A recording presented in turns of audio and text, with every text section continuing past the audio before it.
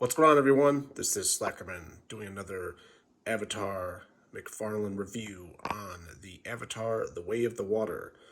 I believe that's the name of the sequel. The SEAWASP, or the RDA Sea Wasp. I was really excited to get from the first movie the Scorpion gunship. Obviously, the second movie isn't out yet, but this looked like a really cool and interesting design, more of a Navy version or a seagoing version of the Scorpion gunship. It's a lot bigger.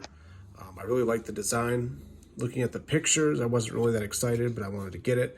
But in hand, I think the model is, or the toy or the model is a lot better in hand with the paintwork and the details. So let's take a look. As far as the packaging, still the same McFarlane Toys, World of Pandora packaging. You have an image of some of the other items from the second movie. There is the Sea Wasp right there, and then a bigger picture of the model. It does come in two sections, so you have to plug in the tail. If I push harder, I can get rid of that crease or that seam there, but it locks together really nicely. So taking a look,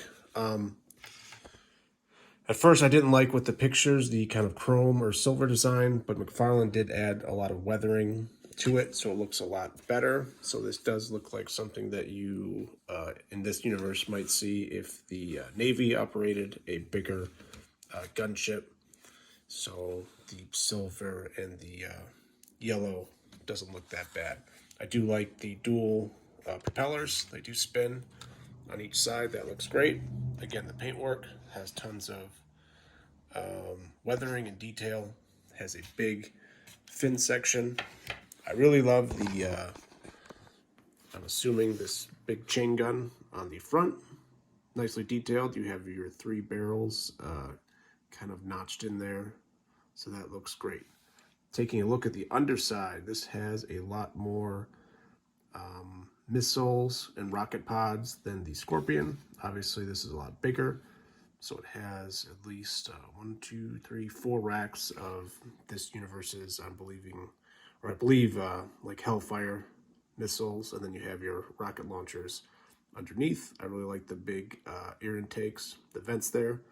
You have your RDA soldier in the yellow tinted cockpit. I think this would be a little cooler if it was a 2-man deal, seeing as how big it was, but I guess it's just a 1-person vehicle.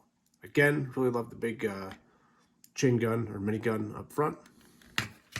Taking a look at the back, the intakes have some nice paintwork and some kind of like an orange highlighting underneath, and then you have the big tail section. Nothing really on there, just some yellow accents. Again, the tail comes separately in the packaging, so you just have to push it. So I'm going to push this one a little bit further to have it lock in. But a really cool model. The first Avatar, it was okay. I was a fan of the RDA, so anyone that watches that movie and sides with the blue aliens is an idiot. That movie is really about the RDA trying to save humanity from a dying Earth. So I'm hoping, which will not happen, that the second movie, the RDA comes and exploits the Pandora planet of all of its resources and kills all of the blue aliens. But I'm sure that's not what James Cameron has in mind for that movie. I am really excited to see this, the vehicle and all the technology in the second movie, but I'm sure the story will probably be lame.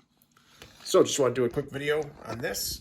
I think that's it for now. I do have the from the first Avatar movie from McFarlane, the amp suit with Colonel Quaritch, I think that's his name. So I'll be reviewing that at some point, and then I have a bunch of Hobby Master diecast jets to do.